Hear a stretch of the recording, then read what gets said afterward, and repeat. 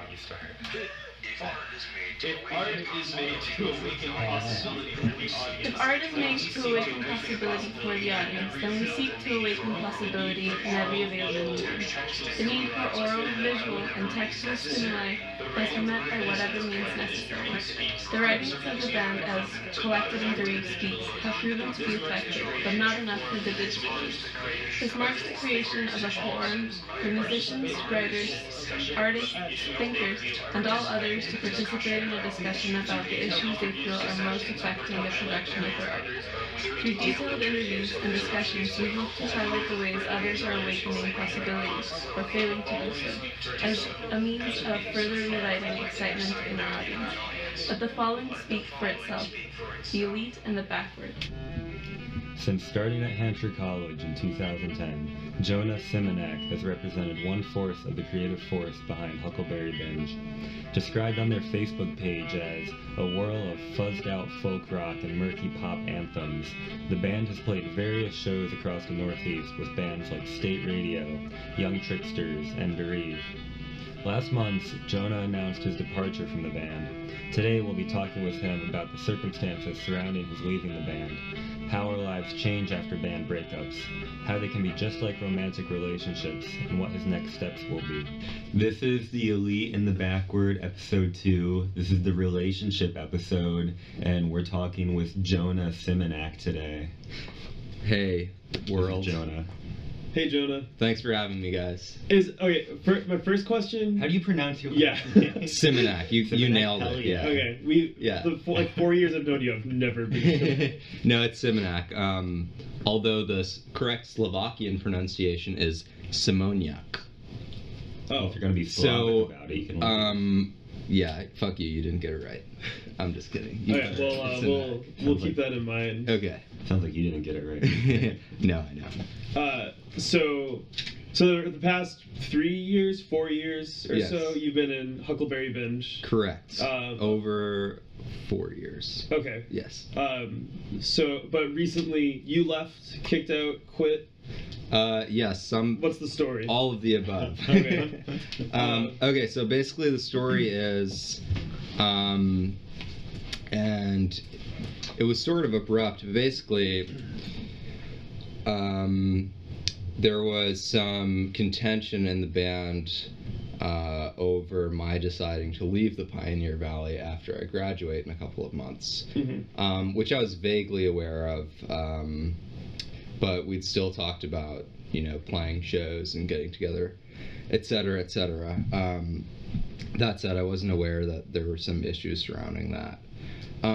So basically, we had some shows lined up for the winter, just like, regular things around the Northeast and New York and Vermont.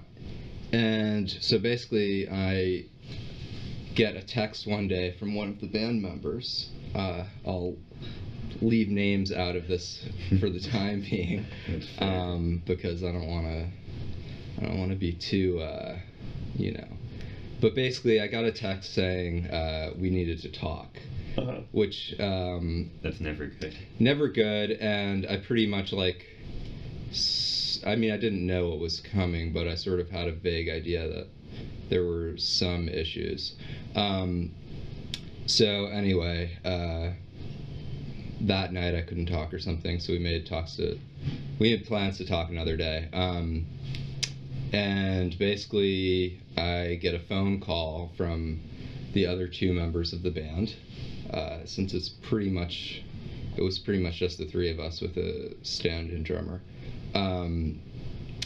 And basically, I was sort of given an ultimatum in which I could change my future plans and stay in the band or leave. And I decided to leave. That said, it seemed to me like that's what some of the other guys in the band were pushing for. And that was pretty much it. So yeah, it was pretty surprising. There were tons of issues that the other band members had that they had sort of harbored and not said.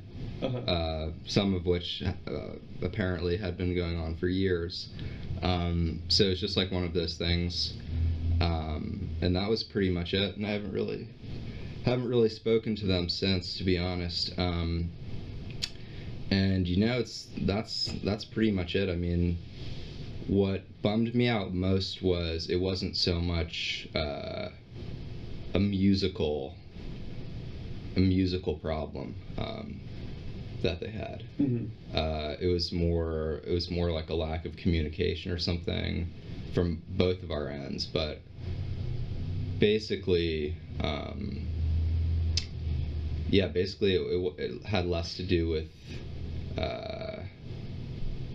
my musical presence than it did, I don't know what, something else. I don't know. So that was pretty much it, and it was pretty abrupt, and I was pretty pissed about it, to be honest. And yeah. Well, good thing Valentine's Day is coming up this weekend. Yeah. Heal your woes, lick your wounds with a box of chocolates. Yeah, no, absolutely. You know what I'm saying? No, totally. In hindsight, it's really a good thing. Because I knew I would have less time to focus on music this semester anyways. I'm finishing up my college education. Right. But it's like it is a lot like a real relationship, where it's, your significant other wants to break up with you, kind of, and they let it all out in one conversation, and you're like, oh fuck, but really? Yeah. So it sucks, but it is what it is. I'm not too broken up about it. I'm just really bummed out about the way it happened. It was pretty messy over the phone, pretty unprofessional. But sometimes that's how relationships end. They're pretty messy. Yeah. So, do you see a friendship continuing? Maybe eventually. At the moment, I don't really see that happening, to be completely honest. I mean, of course I'll still consider them friends, but I'm not really interested in doing that at the moment. Right. But yeah. Were you I think band dynamics can be weird sometimes, because I know like in Derive, like none of us would be friends if we weren't in the band together. Right. But did you went to high school with Will? No, I mean, we're from the same area. Okay. But basically that was sort of one of the issues too, is because even though we've known each other for a long time, the other two members of the band are very close friends, and they live together. And we used to be closer friends, and I mean, we still would hang out every now and then this year, but basically we were just into different things and hung out with different people, and that's fine. But that was also another thing we discussed during our swan song cell phone call. Was that we're just sort of doing different things, which is fine, and that, but apparently the musical kinship we had wasn't really enough to keep it going.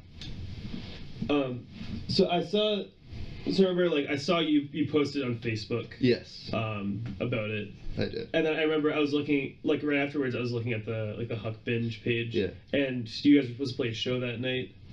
Did you play that? Am I making this up? I think they played it as a trio. I don't know if it was that night, but it was around them. Okay, so you didn't have a proper last show? No. And that's also another thing I was a little bit upset about, was basically the fact that I'm leaving, the fact that I'm going to be busy. with academic stuff this semester is a totally legitimate reason to like not want to play music with somebody anymore. Sure. And I can totally respect that. But like at the same time, like we'd written a bunch of new music, and the songs were being received really well, and we had these shows lined up, and like it would have been no problem to play them. Mm-hmm. And I would have been like so much more content with the situation if they were like, look, Jonah, you're leaving in a few months. We think it's probably best that after that, you know, I mean, you're going to be doing your own thing. It's going to be too hard for us to play music. But like, let's play these shows, and the show on X date will be your last one. You know, but instead it was like, you know, is it okay if you don't play these shows? And I was like, yes. So, yeah. And the reason I posted about it myself was because I knew they wouldn't post about it on their Facebook page. Why do you think that is? I'm not sure. Oh. I just knew they wouldn't. But I guess, not that I've been like checking, but I guess they haven't. No, they haven't. And the same thing happened when Jod stopped playing with the band. Oh, okay. Was that a similar situation, or was it just? I know that he went to like Brazil or something for a while. Yeah, he was in Central America. He was in Guatemala all of last spring. So he didn't really play with us very much until the fall. Basically, what happened there was he was busy with like getting his Div 3 together and other stuff, and he was just like missing a bunch of shows and practices. Mm-hmm. And it just kept happening, and it was a bummer. So, but yeah, sort of similar. Uh-huh. Yeah. So, when a band breaks up, like your band in particular, because I know that it was typically like either you wrote a song or Will wrote a song. Who gets the songs? Well, so basically the way it worked, I mean, there were a few songs we wrote together, but basically we were all writing individually towards the end. Mm-hmm. Gage has been singing a bunch of Will songs, but yeah, I mean, so they're gonna keep on playing, I guess, but I told them they couldn't play my tunes. So yeah, I don't know. That's also like just sort of this weird thing, because you know they're still playing under the same name and etc., which is fine. But probably about 2/3 of the songs we were playing were mine. Mm-hmm. So the sound's going to be considerably different. So yeah, it's pretty, yeah. Should bands, when they form, sign a prenup? Probably. So, what would your band prenup entail? I'm not sure, to be honest. I don't know. Well, was there a fight over the songs that you wrote? No. I mean, I've always been pretty adamant that you know, a person who writes the song pretty much has creative control over it. And that's sort of how we'd arrange them too. I mean, we'd sort of spitball some ideas around, but basically whoever wrote the song got the final say. Interesting. Yeah. You just like 100% quoted a Queen interview that really? once, where they're talking about like having an argument over I'm in love with my car or something. Yeah. One of those sillier songs. Yeah. Yeah, and they said exactly that. Interesting. Yeah. So, but I think like what surprised me most when you say you were leaving is that it seems like that you guys have been getting busier and just like gaining a lot more momentum. Definitely. Over the past few months in particular. Yeah. So, like you just recorded that new EP, which is doing really, really well, right? Yeah, it's been doing pretty well. Yeah. And you recorded with Josh Citron. Do you want to talk about that? What was that like? Yeah. I mean, to be honest, I was less involved with the creation of that EP than I could have been. I don't know. It's just sort of like it was one of these things where he was like, I have this new gear and I want to do a recording experiment, and so I'll record you guys for free if you're interested. And we were like, sure. So it was never this serious thing like, all right, we're going into the studio and we're gonna make a kick-ass EP. It was basically like us laying down some tracks so he could like experiment with them, because he wanted to do sort of like an analog digital hybrid where he recorded both, and I don't know, did something with it. So that's basically how those sessions came out. And they were pretty impromptu, pretty casual. We'd basically, you know, just record a bunch of instrumental tracks, and then Josh would splice them up and try and make a song out of them. So yeah, we just sort of like picked 5 songs, and I went in and did my parts, and they did theirs, and that was pretty much it. Yeah. And you or maybe this was after, but that video, you guys just put out a music video too. Yeah. What was up with that? To be honest, I don't really know what's up with that. I mean, we recorded the video with Josh Citron in like October maybe. And so yeah, it's one of my tunes from the EP, released posthumously after my demise. So yeah, I don't really know what's up with that. They didn't put that on. They didn't like advertise that on their Facebook or anything like that. Because I don't know. I'm not really sure. I think they wanted to put it out, but they didn't want to like be like, we're putting out this brand new music video from the guy who's not in the band anymore.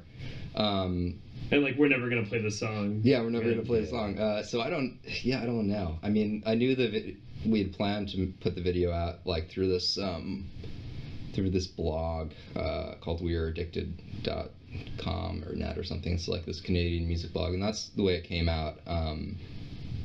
But then, like, you know, of course I saw it. Right. It's on the internet. Is it? Yeah. So do you think it was maybe more like maybe Will or whoever had already sent it off before everything happens? It's possible. I don't know. I should check the Huckbinge Gmail. Yeah. Do some sleuthing. Some digging. Do you think they're gonna change the password? I don't know. Probably after this. Maybe. Maybe. Because we every time one of our members quits, all the passwords get changed. That's smart. You're out. That's not true. That happened once. One of them got changed. Yeah. Yeah, that's funny. Yeah, no, I don't really care about the music video. It was just kind of weird, you know. Yeah. But I'm not pissed about it or anything. I would be pissed if they were like using it for promotional purposes, because it is like my intellectual property or whatever. But it's whatever. Is it like over? I guess since I've known you, I've seen you do a few solo shows, release some solo music. Yeah. Do you think that had anything to do with the breakup? No, I don't think so. No, I haven't really. No, I don't think that had anything. I don't think that was a contributing factor. And so, are you gonna keep playing solo, or are you gonna start a new band? I'm probably gonna, once I graduate, probably gonna start a new band. Yeah. Okay, so before we started talking, I mentioned something about like what is a music community? Oh yes, absolutely. What's your answer? I'm not entirely sure. I can talk about this quote unquote music community though. Okay. Just from my experiences. Yeah.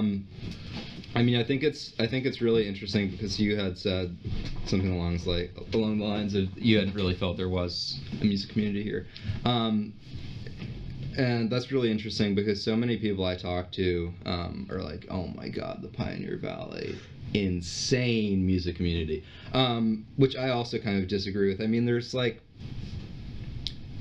Yeah, I mean, there's a music community in that there are bands who know each other who play shows around here.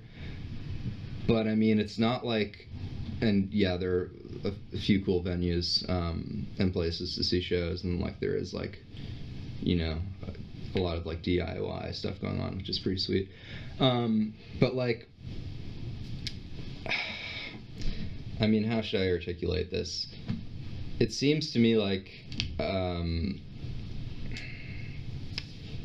in order to sort of be in a successful band here, you sort of need to like break away from here, even if you still live here. Because like a couple of my favorite bands who I found out about not even through this music community, like Speedy Ortiz, and they're you know, blowing up now, but they're not that involved in the music, quote unquote, music community here anymore, at least. Yeah, it seems like I mean, maybe when they're here they play some more house shows. Yeah, totally. Yeah. But even, I guess my perception of that band, I think I've only seen them like once. Yeah. But it seemed like they were always hanging out in Boston, Yeah, or totally. like Providence or New York, way more than here. Totally, exactly. And same thing, there's this band, California X, who are from Amherst. Yeah. And I mean, they've played at like Sierra Grill a couple times, but it's the same thing. Like they're from, their debut album was put out on a label out of state, I think. And I found out about them through like Pitchfork. Right.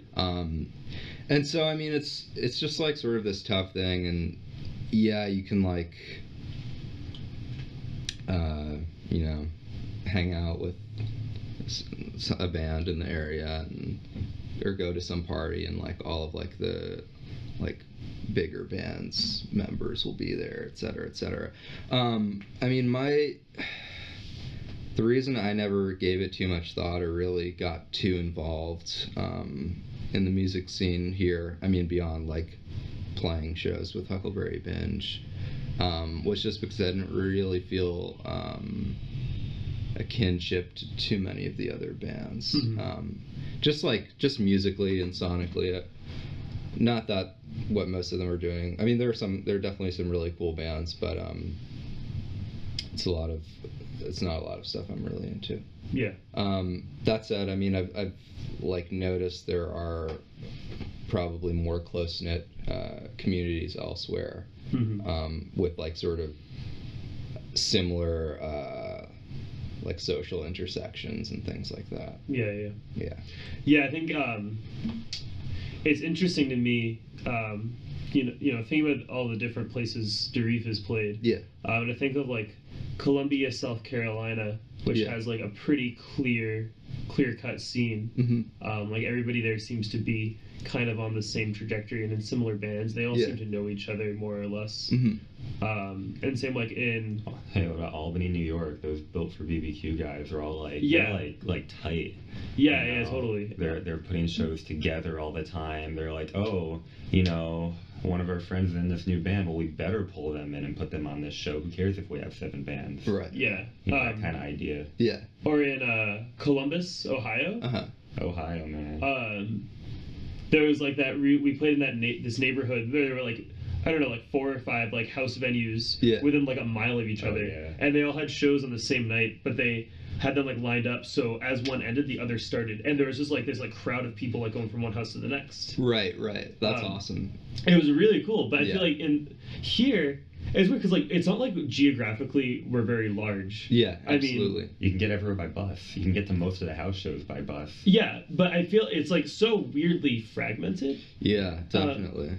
And I have to wonder what's up with. I wonder if that's maybe like a college thing, or is it just like something in the water here? Maybe something. Maybe I can interject, because there's a feeling I get around here, and you know, it's almost like a competition to see who can have like not the coolest, but like who can basically have the most of their friends go to their house party on you know, a night where there are like 20 different houses and 20 different bands. And we've played shows around here where it's like we've had trouble getting a band because everyone's playing a show at a different house at the same night. It's like, what is going on here? You know, it's like a big old like, well, I can get all my friends to go to here and it's going to be a big party. Aren't we cool. Yeah. And that's the feeling I've been getting around this area. It's like it's hardly a community, it's a competition. That's really interesting, yeah. Yeah, I mean, that's sort of, it's interesting when you brought up, like, the Albany guys putting shows together, because that's something I haven't really felt here so much. That's definitely going on in other places. Like, I've been really into this band Porches from Brooklyn. And so I've just, like, been monitoring all of their tour dates and things like that. And for the most part, even when they play, like, in Philly or Cincinnati, they always try and, like, book a show with bands they really like and appreciate. Yeah. Which just, adds a whole nother layer to the thing. And that's, like, that's part of the reason there were some issues in Huckleberry Binge, because even though I was, like, pretty much willing to play any show, like, if the other guys really wanted to, I'd be less inclined to, drive to the middle of nowhere to play with a jam band I didn't care about. Totally. For 4 people, than I would like, doing something a little bit more cohesive. Yeah.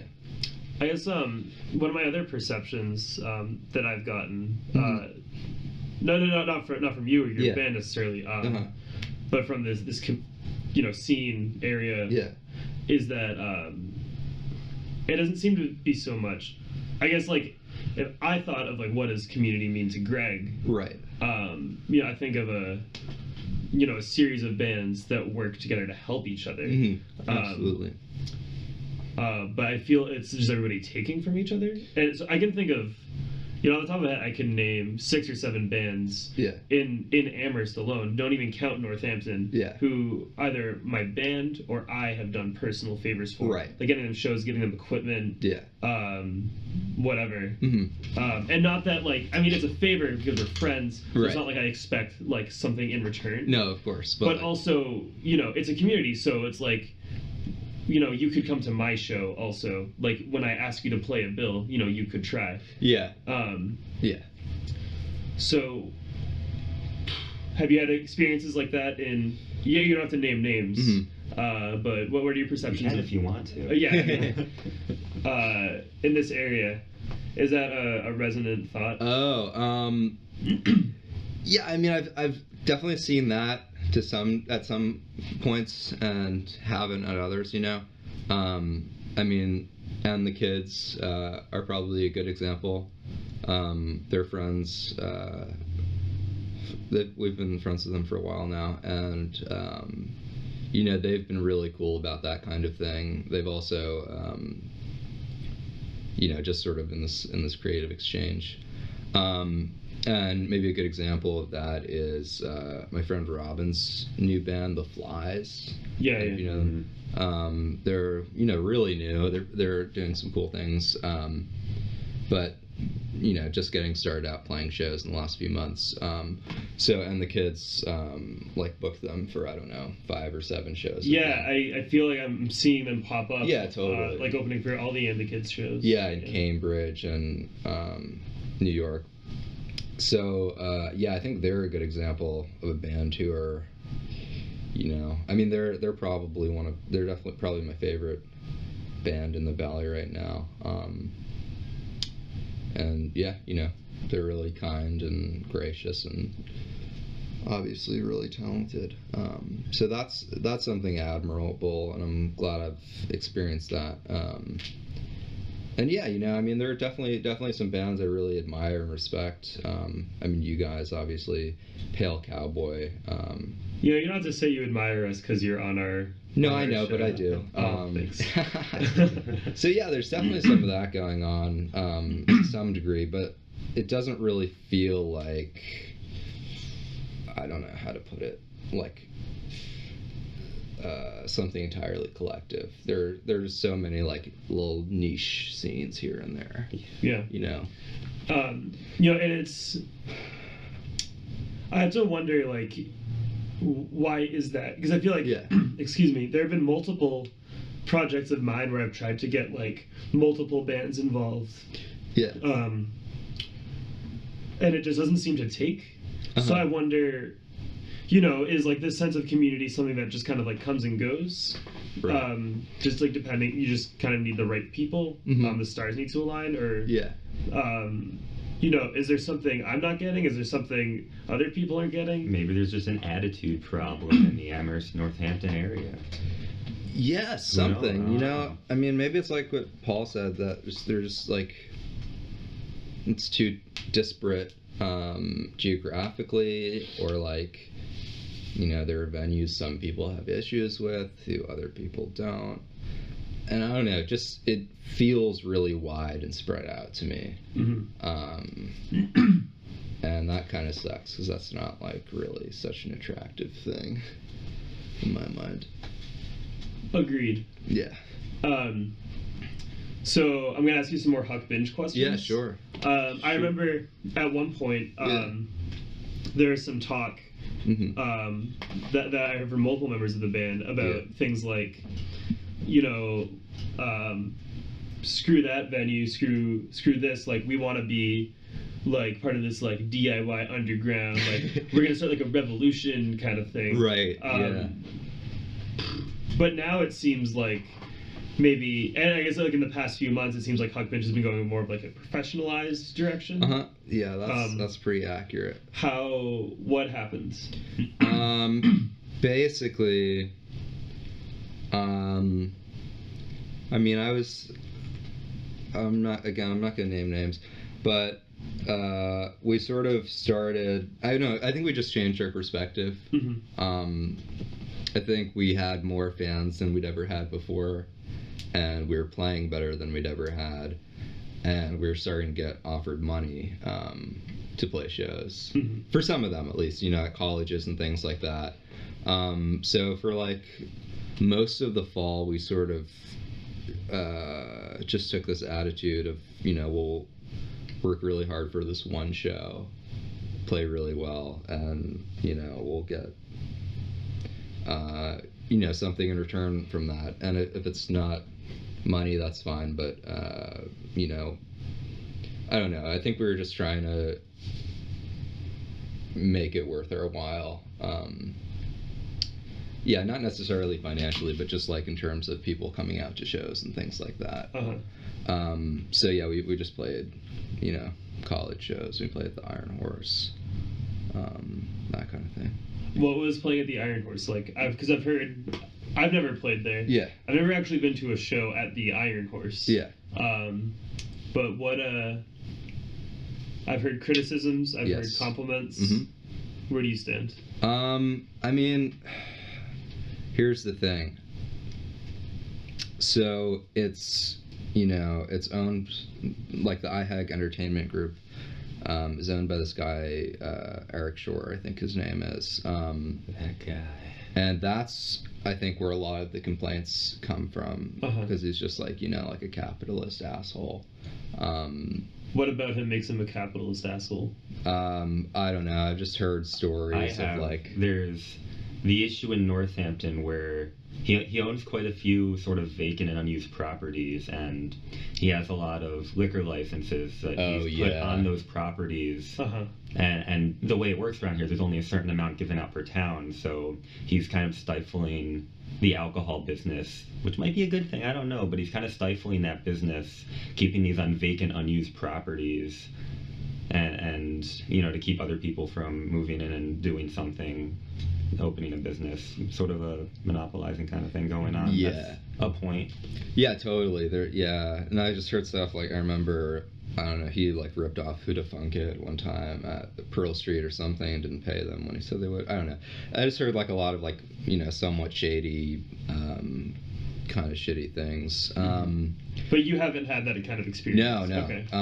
So that was the reason for not playing there until then. But, basically, the way we sort of rationalized it was, there's a place like this in every city, and we've played those kind of places before. And, I mean, it sucks that he's, benefiting from that so much, maybe. But at the same time, we didn't really, in the end, didn't really see it being a problem to play there because it didn't seem like anyone was getting hurt by us doing so. So, but I mean, yeah, more on a professional level, our experience there went well, you know. So The sound good was sound, yeah. Good sound, yeah. The sound guy is really nice. All of that. And you guys were opening for Kids' Choice? Yeah, we were opening for Kids' Choice. Also, another thing, we're given, you know, however many tickets to sell. We sold like 14 of them, and they didn't care that we sold so low. I mean, we got a lot of like people walking in from the street, or like people who just came in and didn't buy their ticket ahead.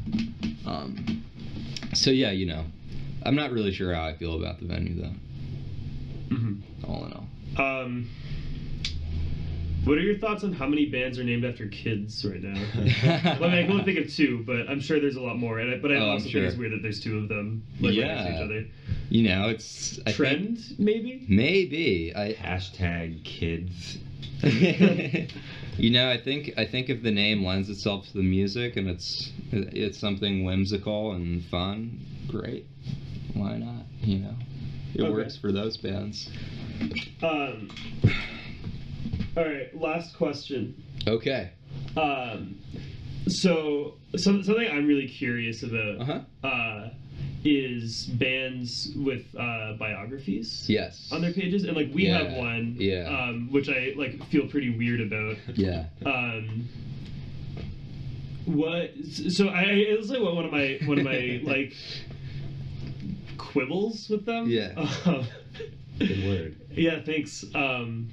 It's like it just feels to me like this like very fake constructed. Oh, totally. And I know it's like, you know, a band makes a website, like you're trying to sell a product. And so it's like inherently propaganda. Yeah, totally. And so I'm not saying that's wrong, like that makes perfect sense. Yeah. And you know, so that but I guess there's still something that kind of feels like dirty to me about these biographies. And so, you know, reading, excuse me, the Huck Binges biography, there's things like, oh, well, we played with local heroes, young tricksters, and then at the end it's like, we recorded onto 1/4-inch tape. So I'm wondering, like, first of all, who's described young tricksters as local heroes, apart from whoever wrote that biography? I don't know. I'm not sure. So I'm wondering, like, I mean, they're great. they rock. Like we love them. We're good friends. But what's up with that? I don't know. I didn't write the biography for the most part. I mean, I think I contributed some notes. But yeah, it's definitely like a big slew of bullshit. I mean, when it comes down to, you know, like, there's obviously some truth in the biography, but. Well, yeah, I mean, it's not like you said anything that I was like, no, that's a lie. Of course not. But I mean, yeah, everything is sort of emphasized in this bizarre cartoonish way. Sort of, you know, like, get somebody who doesn't know the band interested, or to give them a perception or image of the band. I'm not sure. Yeah, I think we discussed changing it for a while, but it never happened. I guess it. I think when you read a band's biography, it makes it really evident what's actually important to them. Yeah. So, like, you know, when I meet people and they ask me about Derive, I usually, you know, some of the first things I say is like, oh, well, we've like raised this much money for this charity. Right. Yeah. Like, that's a little more important to me than saying like look at what kind of medium we recorded onto. Yeah. I've never read a biography where, oh shit, they recorded onto tape. I have to listen to this now. Or like, like, frankly, I could give 2 shits about whoever has shared the stage with. Right. Like, I think it's cool. Like, you know, oh, you opened for Kid Rock? Whoa, that's but like, does that change the value of your band to me? Or to you? I guess it could. But Not to me. I mean, like... I mean, maybe not with that example, you know. Yeah, I don't know. I think that's a really interesting point, Greg. There's thanks. totally a type of person out there that goes, oh, that band's really cool, and this band says they played with them. Oh, fuck yeah, I'm gonna go check that out. They're gonna be the greatest thing ever. Week later, who were they? I don't even know. Right. It's just like, you know, the same kind of thing where Pitchfork gives, you know, like Lotus Flower from Gainesville, Florida, 9.3 in Best New Music, and when like nobody gave a shit about them, now everybody loves that band who I just made up. It's just like that kind of thing. Oh, did you? That sounded like a totally real No. But yeah, it's just like, I don't know. I think it's just one of those things to try and like get a product out there and blah blah blah. But yeah, I don't know. So if the aim is to get the product out there, would you say that Huckbinge are becoming more capitalists? Yeah, maybe. I think our Bandcamp. I don't think it's a free download. I think it's $4. Ooh. Oh. Yeah, Ooh. I know. Pretty. Oh, that's pretty steep. Yeah. That's like 1 cup of coffee in the valley. Yeah. A small. Yeah, seriously. But Sorry, keep going. Oh no. Yeah, I'm not sure. I mean, I think. Fuck. I think in a way, you know, it's sort of one of those things where we decided to start thinking about it from a business perspective. Totally. And that might have took precedence over other things. But you know, it's I mean, I don't think. Don't get me wrong. I don't think there's something wrong with thinking about using it from a business perspective, or like I'm pretty well aware of the fact that like a lot of the way like the Derive pages are set up are to be attractive. Yeah. Yeah, definitely. But you know, I'm just curious about like, you know, how does the bio work, and who's actually reading it, who actually cares? Yeah, no, that's a great question. You care, Paul? No, shaking his head. He doesn't. I care a lot. But you look like you wanted to say something a second ago. Oh no, I'm sorry. I don't want to talk. Okay. You know, the thing about the bio, it's like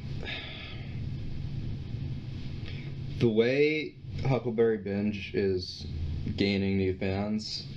It's not for the most part, it's not really like getting fans who don't already know who we are. Mm-hmm. So it's an interesting point you bring up, because for somebody who knows us, who would be the majority of the fan base, yeah, reading that might seem pretty weird. And that's sorry. No. I was just gonna say, and that's sort of like one of the things about being in a band and categorizing it as such is that it sort of just like, at least in my experience, takes on this like very, very heavy, weighty, serious entity, which is sort of a shame, because really what it is, it's just a musical project. Mm-hmm. And one of the things that was like such a drag being in Huckbinge, and I mean we were all responsible for it, was being in the band ended up like about, I don't know, there was so much talking about the future and playing music, like more so than actually playing music and recording music. You know, we've been a band for 4 years and we have like 1 EP. Like what the fuck, you know? It's such a small amount of material. And it's not that we don't have material. I mean, we have like however many songs. But yeah, it's just I think that's one of the difficult things, is because it sort of becomes something more serious than it needs to be. I mean, in a way, maybe more serious isn't the right way of saying it, but at the end of the day, what a band should be, in my opinion, is just like, it should be music. You know, you should be able to. It should just be like putting music out there, and however you choose to do that is your own thing. But like, yeah. So yeah, I think that's an interesting point. Like when bands get really caught up in, I guess like all the parts of being a band that aren't being in a band. Yeah. Yeah. Definitely. Okay. Last thought, and then we can move on from the bio. Oh yeah. No but I was thinking about how like. I'm thinking back to like my first bands, like in high school, and us writing like bios or like trying to make our MySpace page look really professional. Yeah. And somebody being, we're like, oh well, like booking agents will see this, right, and then they'll want to book us. Yeah. I'm like, well, that's not booking true. Agents. Like, like a booking agent reading a bio isn't going to do shit. Mm-hmm. You know, and I think now, like, you know, I probably get like 3 or 4 emails a day from touring bands who want me to set shows up for them. Yeah. And usually when they have a bio included, I delete it. Yeah. Because it just pisses me off. No, for sure. So there have been some good ones in there. There have been some very good ones. There's some laughs to be had in the Dreezy now. So. Yeah. Yeah. Yeah. I mean, like.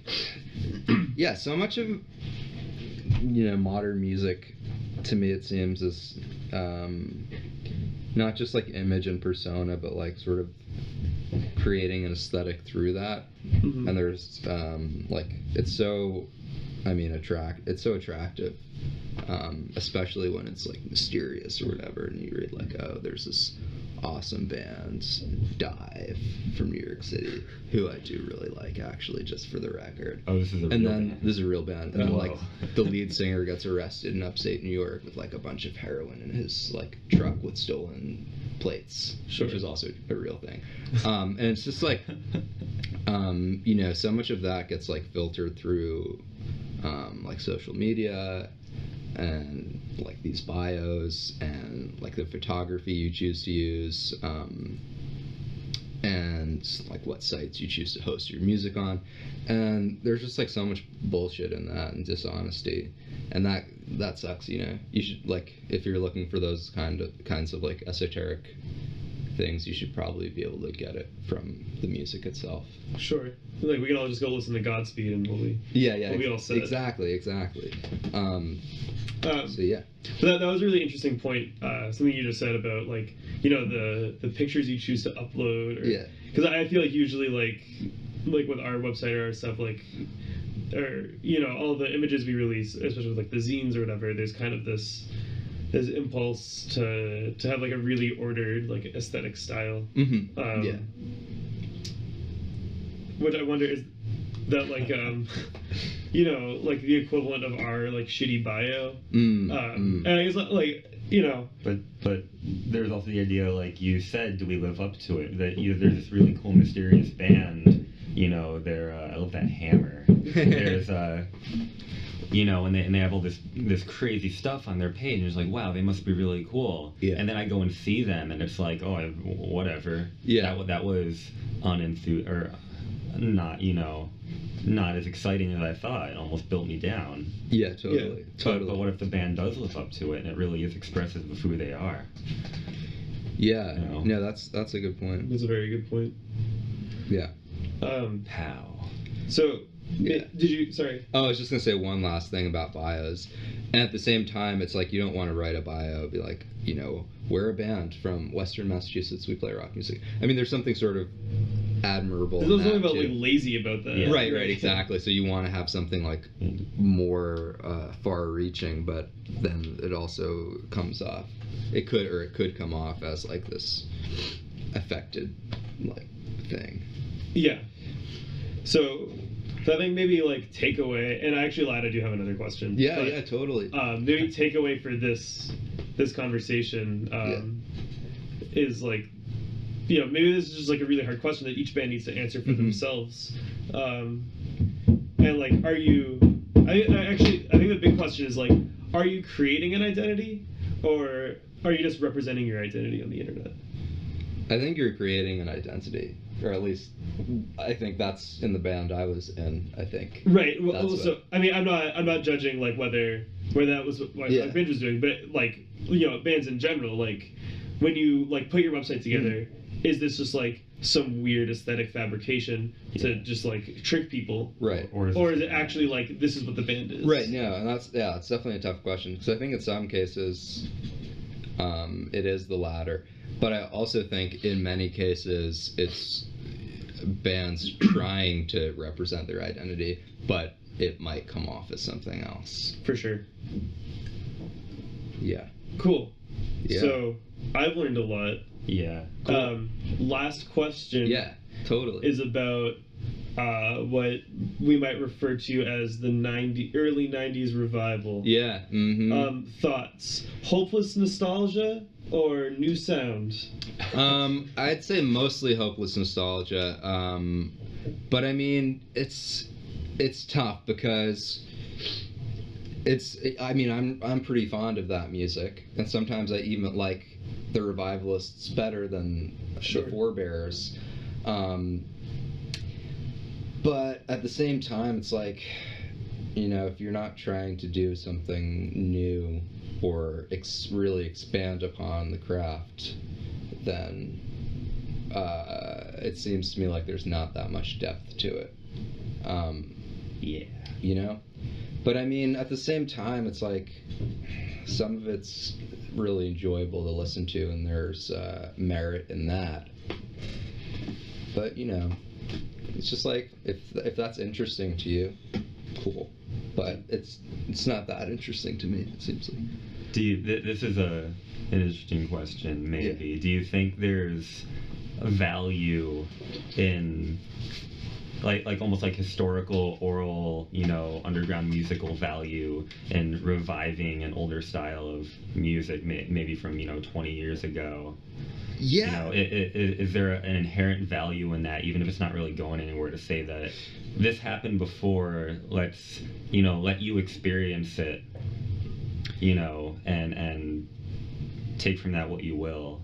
I mean, I think that's an interesting question. I think there can be value in sort of excavating the past, but I'd really say there's only value in it if you're doing it to reveal something new that people aren't aware of. Yeah. If you're just doing it to play music that you like that sounds like it came out 20 years ago, it's kind of pointless, because you probably won't do it as well as they did anyway. Right. Because at the time they were trailblazing.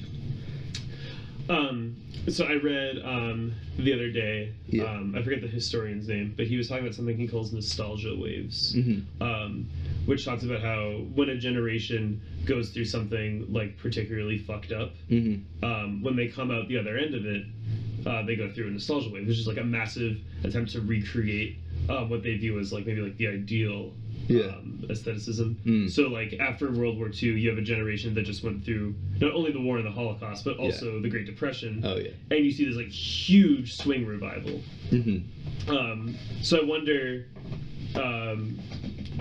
is maybe what we're going through now with all these kids being like, all of a sudden Pavement is God. Yeah. Is this somehow related to this idea of a nostalgia wave? I think it probably is, definitely. I mean, I think Pavement's a perfect example of that. And I mean, I don't know like how much terrible things happened during our generation. Maybe a lot that we don't really like think about. Or maybe not that much. I'm not sure. But I think that's definitely has to do with it. It's also sort of like wanting to go back or relive something that you'd never really experienced, but like think maybe you did, like being a 90s kid or whatever. Yeah, being 7 years old. Yeah, like like when I was 7, I remember Walkmans, and now Stephen Malcolmus is singing about listening to his Walkman on his skateboard. Like, fuck. Yeah, that's awesome. Which, I mean, you know, it is. Like, I love that band, but that's an interesting point. That's a really interesting point. Well, I've never thought about like, you know, our generation as one that's particularly gone through like a lot of like harrowing experiences. Yeah. But in the same context, like somebody the other day was like, when you think about it, like our generation has gone through like the equivalent of Pearl Harbor, the Great Depression, and the Vietnam War. Right. In the past but all 7 to 10 like years. all condensed into one, like 9/11, Iraq, and the recession. Totally. So, but I guess maybe like for you know us, it's a little different because we, at least for me, I come from like an economic situation where I'm largely unaffected by these things. Yeah. Yeah, no, that's a really interesting point, and I'm sure it's different for everybody. But yeah, when I was sort of articulating the fact that like I wasn't sure if we sort of lived through these terrible things, I was sort of thinking about that, and I think part of the reason some of us feel like we're not, you know, living through these like horrible wars is because they've almost always been around, you know, for people, you know, born in 1992 or 1993, you know. Yeah, it was just like always. We were 10 when we invaded Iraq. Yeah. We Right. were already in Afghanistan in the Gulf, and we'd been there, you know, 7-10 years prior. Exactly. This is normal. You're right. Yeah, and if you grew up with like a TV in your household or your parents being involved in the news or whatever, You're always hearing about anthrax letters getting sent around and things blowing up, and who's to know anything else? So yeah, it kind of becomes normalized, which sucks.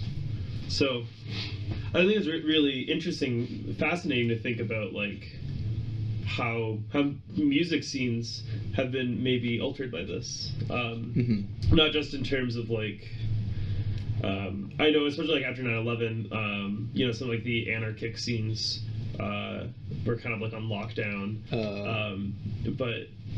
But now just like musically, aesthetically. Like have the events of like the past, you know, 13 years or so, like radically affected the way we're choosing to express art. Yeah, I mean maybe they have. I'm not really sure. I mean, I actually don't think that we could just like say yes or no. Yeah. Oh, you're right. No, it's an interesting point. But I just think, you know, it's. Yeah, totally. Yeah, it's interesting to think about, and especially like thinking about political music or whatever, because it's sort of, to me at least, like political rock or whatever sort of has this like, oh, like shut up kind of like connotation. Yeah. So I just sort of wonder what's political, you know. Yeah. If anything, maybe it's everything. Ooh.